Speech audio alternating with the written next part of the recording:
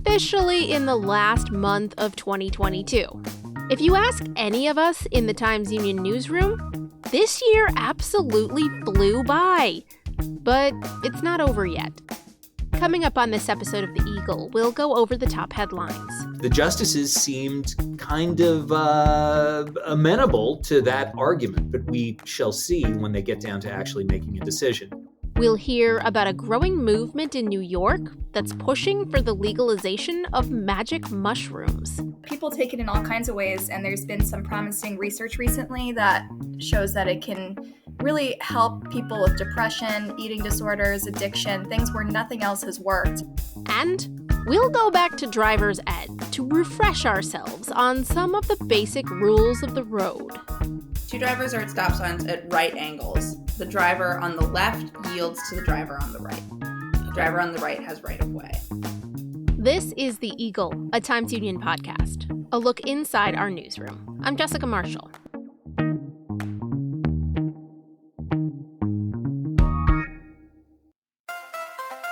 If you're enjoying this podcast, take advantage of all the Times-Union has to offer and support our efforts to bring in you award-winning journalism by becoming a Times-Union member today. Go to timesunion.com/subscribe.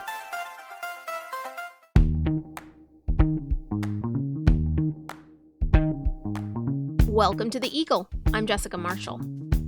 Now let's discuss what appeared in the Times-Union and on timesunion.com this week. All right, we are welcoming back, as we do every week, Times-Union Editor-in-Chief Casey Seiler to talk about some of the top headlines that we saw in the last week. Let's begin with the fact that there was a development in a case that we've been following for a while now. We've talked about it on the podcast before, out of Columbia County. What can you tell us about what happened there this week? Yeah, this is the beating of Harold Handy from 2020. Handy is a local mechanic who was badly injured in a beating at a 4th of July party. 4 people, including Columbia County Sheriff's deputy and her husband, who's a local gym owner, an IRS agent, and a local contractor, were indicted and faced charges in the case. This has been a big deal in Columbia County, where you will see, hashtag Justice for Harold signs occasionally. Now, the trial was set to begin with jury selection on Monday, but in a very strange development, there was a private discussion between the judge in the case and the district attorney, Paul Chaika. And they went into the judge's chambers, had a discussion, came out, and the trial was adjourned indefinitely. And there was no explanation given to the public. Even more oddly, the explanation was apparently not shared with all of the defense counsel, which leaves the public in the dark as to what might have prompted this. It is highly unusual for an adjournment like this to come after an ex parte discussion, as they say, that is out of the court's hearing between the judge and the district attorney. We have asked pretty much everyone involved for an explanation, and one so far, as we talk on Thursday morning, has not been forthcoming. I give a lot of credit to Roger Hannigan-Gilson, who has been pursuing this matter for us for many moons. The Handy beating case was a significant factor in the ouster of the former sheriff of Columbia County a year ago, and it will continue to roil this county. As a fan of transparency, I think the public is owed a little bit more of an explanation. Indeed, it's quite perplexing, and as you said, you can still see the signs along the main routes there in Columbia County. All right, let's move on to another case, this one that made it all the way up to the Supreme Court. The justices of the Supreme Court heard arguments this week in the appeal of the ex-Cuomo confidant, Joe Percoco. How did that go? Well, actually, this is two cases. This is the appeal brought by Joe Percoco, who, as you noted, is a former executive deputy secretary to the former governor, and really a guy who Cuomo said likened to his brother, as well as the appeal brought by Elen Calleros, the founder in many ways of Albany Nanotech, also known as SUNY Polytechnic. And both of these cases resulted from the Manhattan U.S. Attorney's investigation into corruption connected to the so-called Buffalo Billion initiative. They were heard back to back on Monday by the Supreme Court, despite the fact that we're talking about two different cases. Now, in the case of Joe Percoco, his appeal of not all but part of the crimes he was convicted of is based on the fact that there were certain favors that he did for deep-pocketed campaign donors and developers that he did not when he was on the public payroll, but during a bunch of months in 2014 where he was off the public dime and managing Cuomo's 2014 re-election campaign. And Percoco's argument is you can't hit me for public corruption when I wasn't a public official at the time. And the justices seemed kind of amenable to that argument, but we shall see when they get down to actually making a decision. Now, the appeal brought by Calleros and his co-defendants is based on the what's known as the right to control theory of wire fraud. And though there is significant legal complexity here, it is a theory that someone has committed wire fraud when you have denied someone else of their right to correct information about the business or the contracting that they are involved in. In this case, that's related to not an allegation, but in this case, for now, the conviction that Calleros and his co-defendants denied a SUNY Polytechnic nonprofit that basically managed or handled property for SUNY Polytechnic of the correct information that it used to establish contracts for these developments, the part of the Buffalo Billion initiative. And the court, as well as the attorney for the federal government, seemed even more amenable in those oral arguments to the idea that this right to control theory ought to be bounced. Now, this would be a further diminution of the honest services statute, which guides federal prosecution of corruption cases. The exact same statute came up kind of most famously a little bit more than a decade ago in the federal prosecution of former Senate Majority Leader Joe Bruno. So lots of New York State corruption action this week at the Supreme Court. Indeed, and very complicated as well for the layperson to understand. Thank you for coming to my TED Talk on this. Yeah. When do you think the Supreme Court can be expected to rule on these cases? I mean, hard to say. You know, the current session will roll over and go into next year, so it could be any time between now and next June. All right, we'll keep an eye out for that.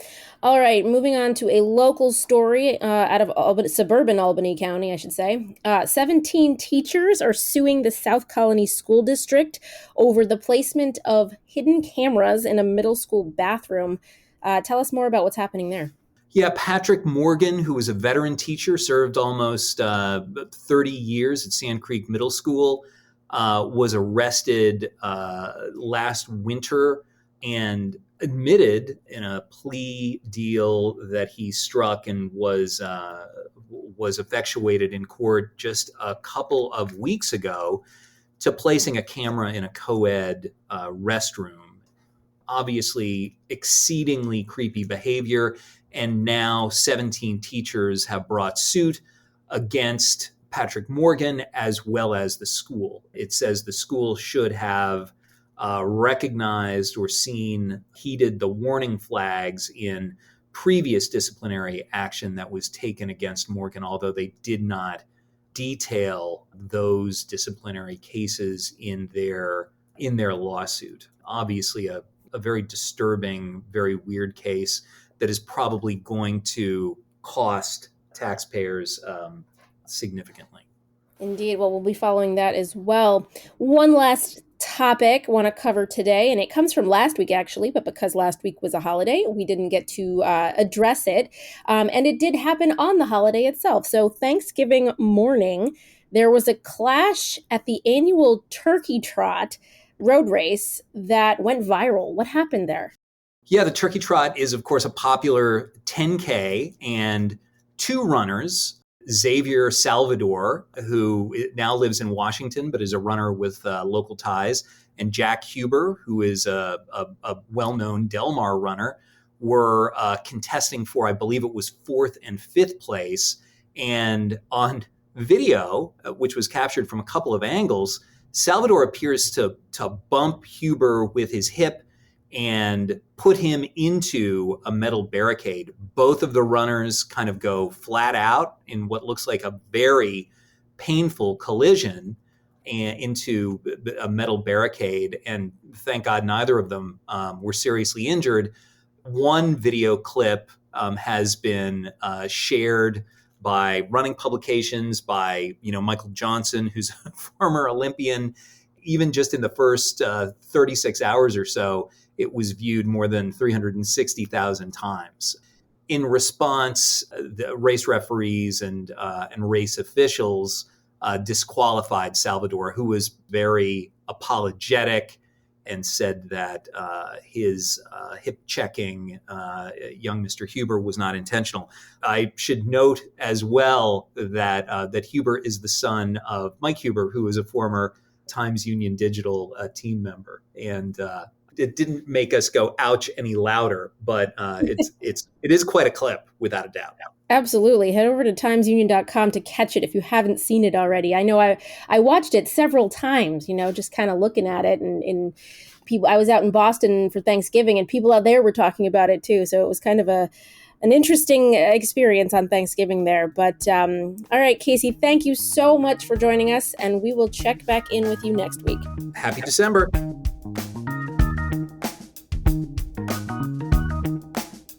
As always, you can learn more about all of the topics and the issues that we discuss on this podcast at timesunion.com. Let's move on to some health news now.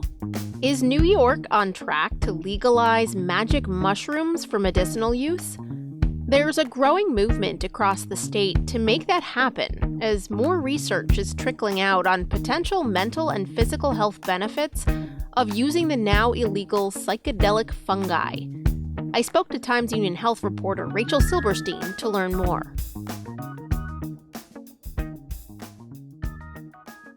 When you say magic mushrooms, what do you mean by magic mushrooms exactly?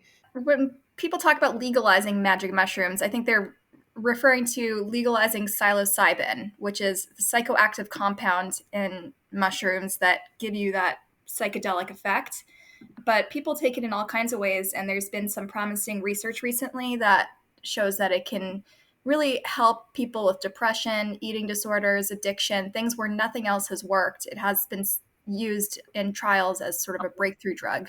And what exactly, because people, it's touted both in science maybe and in pop culture as, psychedelic and, causing hallucinations and stuff like that. Are they talking about trying to legally sanction medication that gives you hallucinations? So there's a number of different ways to take it. I spoke to two people for the story. One was, a veteran political, operative in Troy who is befriended a mushroom farmer, a gourmet mushroom farmer. He doesn't grow the psychedelic kind, but the number one thing that customers kept asking him for was psilocybin, and it's very illegal in New York and across the country. It's like a Schedule 1 drug, which means, you can't possess it, can't sell it, can't grow it, nothing. And so he, started talking to his neighbor who works on other political campaigns, and they started to chat about psilocybin and why, the time might be right for New York to start looking at legalizing this compound. There's a variety of ways people use it, but Some people will go on a guided trip with a therapist, so they will engage, sort of embrace the psychedelic aspects of it. They will sort of sort out in one intensive session under supervision and guidance and with extensive research, sort out all kinds of hangups and blockages in their minds that have sort of been holding them back in life. And that's how one of the people I spoke to used it. Other people, like folks with migraines, cluster headaches, a lot of police officers and veterans who suffer from PTSD, even though it's illegal, they have, sort of an underground network where they share information about how to microdose psilocybin, and they take it in sort of a capsule form. And there's very little psychedelic effect. This one officer I spoke to, who is from the Albany area, and was at 9/11 and suffered, not just PTSD, but also like lung damage and some health problems, said after he started microdosing psilocybin, he not only did his PTSD improve, but his eyesight improved, his memory improved. I mean, this sounds a little psychedelic, but he felt like he was walking in the Matrix, walking ahead of time. But he said it wasn't psychedelic, and he said it's just enhanced his life in so many ways, his relationships. And he used to arrest people for it, and he said he feels a little bad about that. So it does seem like sort of the public, sentiment about this is changing. And Oregon actually in 2020 became the first state to decriminalize the drug. That's what's going to be my next question. I mean, where is it legal? Is it legal anywhere? I think a bunch of cities have already legaled it, right? Like after Oregon did it, then Denver had to do it. And I think there's a few like localities that have decriminalized it. In New York, there's 2 bills that just have an assembly sponsor, which means it probably won't go anywhere unless someone in the Senate takes it up. And one of them would decriminalize it and just say, like, if you use it, you won't go to jail. You can or sell it. I think now that like more than half of the states in the nation have legalized marijuana in some form, activists and proponents really think that this year it can, gain some traction. So it would kind of follow the same path. I mean, in theory, it would follow the same path that marijuana did to legalization. They can do sort of this gradual piecemeal where they first legalize it in certain settings. Like the second one bill would legalize it completely. The other one would be more like approve certain therapists to use it in their therapy practice and provide like some guidelines. Like, how we've legalized marijuana, but have like a board that oversees it and it's heavily regulated. So that's what I think lawmakers want to do. They want to make sure there's a board that oversees it and regulates which therapists can use it and how they can use it. But this is no longer like an obscure, the U.S. Department of Veterans Affairs is launching clinical trials about psilocybin and MDMA. The FDA recently declared psilocybin a breakthrough therapy for treatment of depression, like severe depression, that nothing else works. And so there is peer-reviewed research being done. I think a lot of it is in the early stages, and that's kind of a challenge. I think I was reading a little bit about the challenges in doing a blind study when the patients in these studies are very complicated. Like having someone go off all of their medications when they're severely depressed is kind of hard in order to make control for, other things that might be helping with their depression. There are challenges, but the early trials were really promising. That's fascinating. So there's an appetite for it for sure. Pun intended, I guess. Especially now with the pandemic, mental health is such a crisis, and it's just like this intractable problem that policymakers talk about, but no one really has any solutions. And so this seems like time to talk about it. How exactly are these mushrooms administrated? I know that there is still research going on about what the most effective way is, but generally speaking, do most people take them in pill form? Do most people like eat mushrooms like you would eat mushrooms on a salad? Like, how do people consume these mushrooms for medicinal purposes? I think the way we understand magic mushrooms, like in pop culture, and the way we may have experienced it in college or high school, was just eating these like really gross tasting like mushroom stuff, and things then that look vaguely like mushrooms. Things explode on the wall, things explode in the sky. But I think for a lot of folks who are doing this because they need it to help with some like real, mental or medical issue, they're not really looking necessarily for the trip. So there's multiple ways to administer it. Some people are looking for that sort of psychedelic trip where they sort out like all the problems in their lives in one sort of transformative multi-day experience, and other folks are just looking to manage like chronic issues. And for them, there's like capsules that are, people have been experimenting with dosages, and there's YouTube channels where folks are experimenting with dosages and sort of guiding others to say, this is how much you should take each day. And microdosing basically says you take a capsule of like just the psilocybin, and it's dosed out so it doesn't really like impact your life or affect the way you function. But it does sort of like make your life a little bit easier. That's interesting, because the only experience that I ever had was not taking them, but witnessing a friend doing so. And after she did, in our dorm room hallway, she had a conversation with her cheeseburger, like a very deep conversation with her cheeseburger. Yeah, I mean, it's similar to marijuana, right? Now that like it's legalized, we're learning about all the different strains, and we're kind of scientists, and it's not just like you get what you get and hope for the best, Marijuana obviously led the way, and if psilocybin follows suit, is this going to open the door for other kinds of research on other previously illegal drugs? Yeah, I mean, there's already promising results in trials for MDMA. What is that exactly? I guess it's like the active ingredient in what we used to call ecstasy or Molly. Like it's the drug that, it's been used a lot in therapy. I think that's become increasingly a lot more interest in the, clinical community. And I think, people in general are just sort of scrutinizing why a lot of these drugs became illegal in the first place. And the war on drugs, which, jailed a lot of people for using these drugs. And now we're realizing that, maybe they need to have a second look.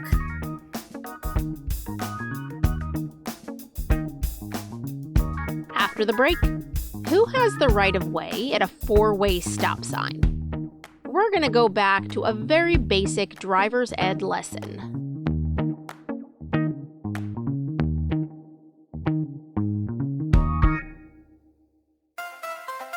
If you're enjoying this podcast, take advantage of all the Times Union has to offer and support our efforts to bring you award-winning journalism by becoming a Times Union member today.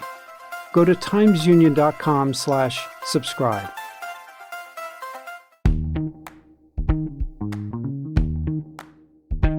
Welcome back. You're listening to The Eagle, a Times Union podcast. I'm Jessica Marshall.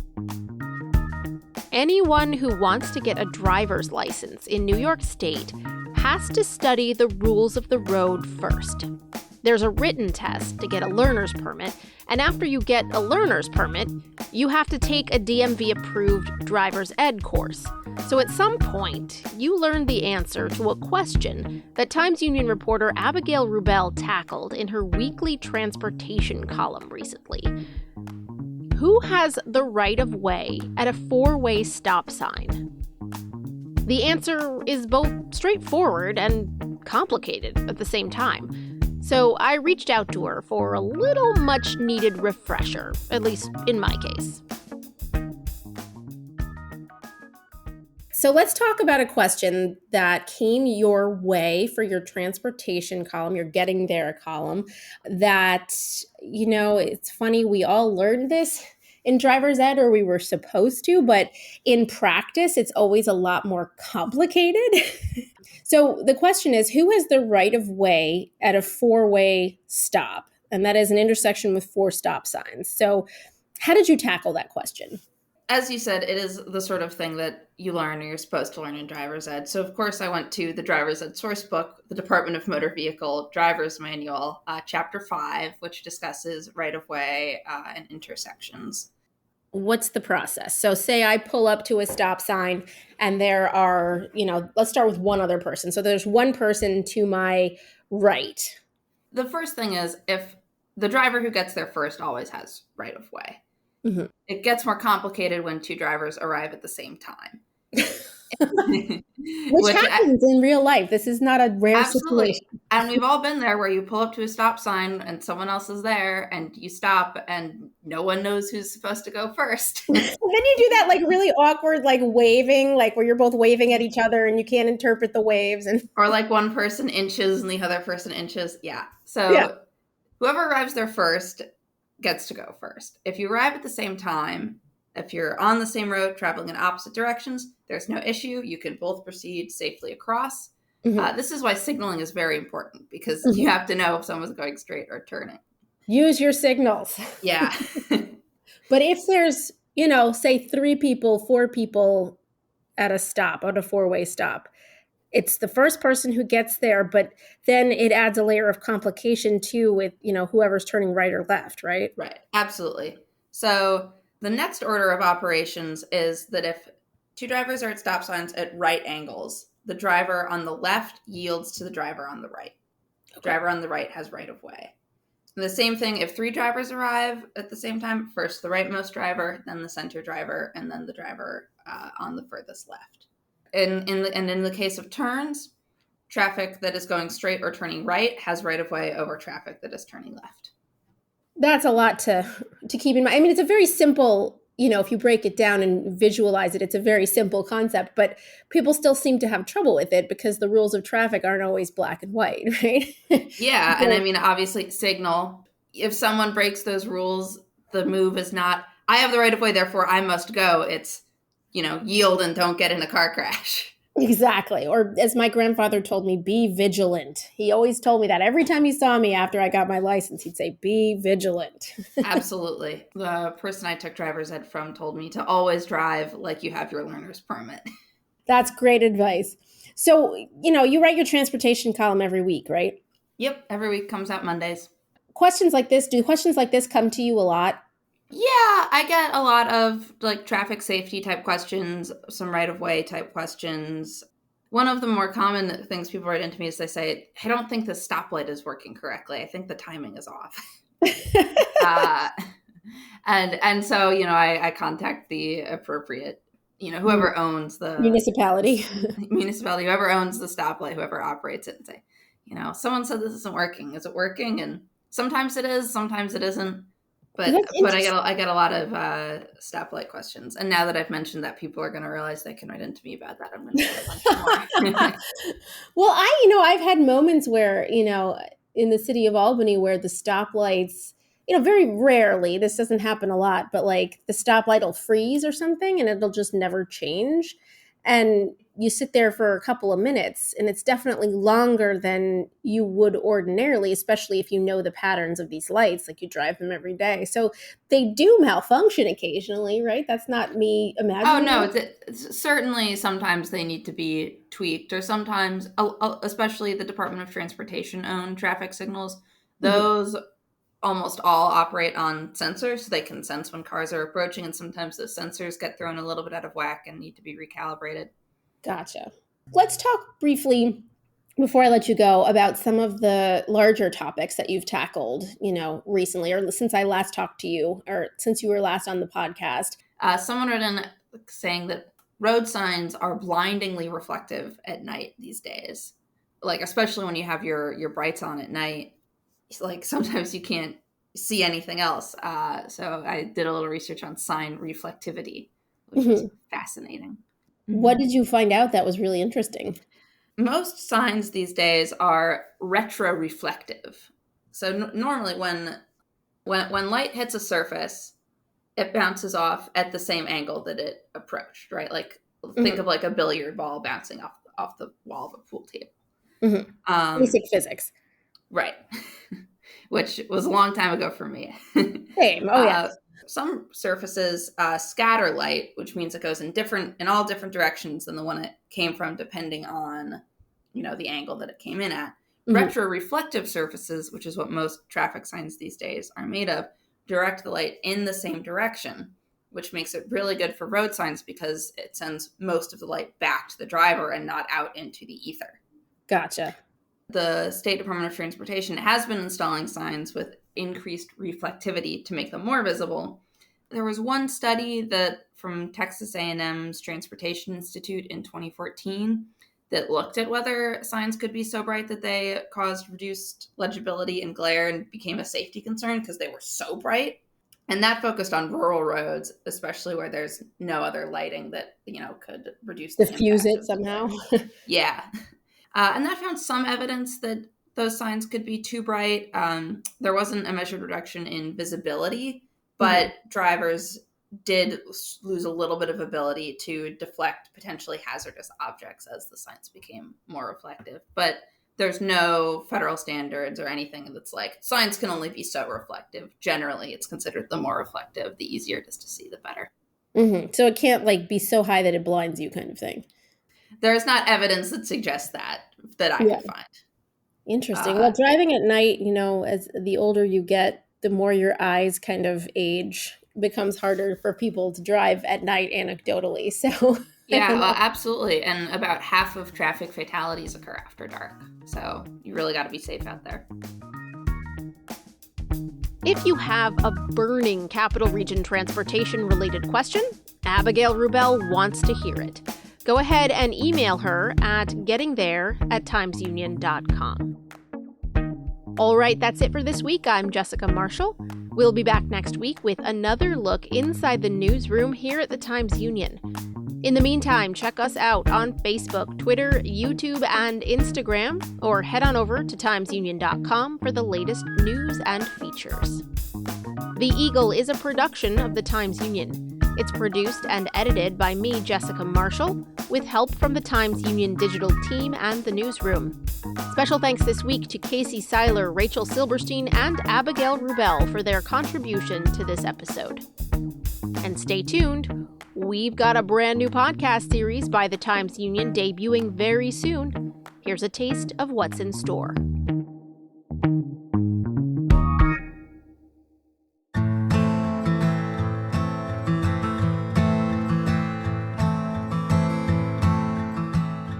It's been 15 years since 12-year-old Shalik Rainwalker vanished.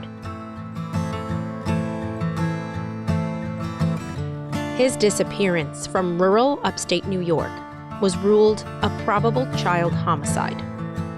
But no one has ever been charged, and his body has never been found.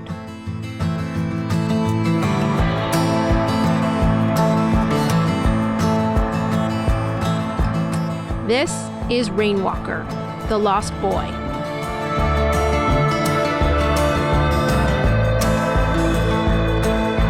I'm Jessica Marshall. And I'm Wendy Libertor. In this podcast from the Times-Union, we'll take a deep dive into this mystery, the case of a missing child that has unsettled New York's Capital Region and beyond for more than a decade. Coming soon, wherever you listen to podcasts.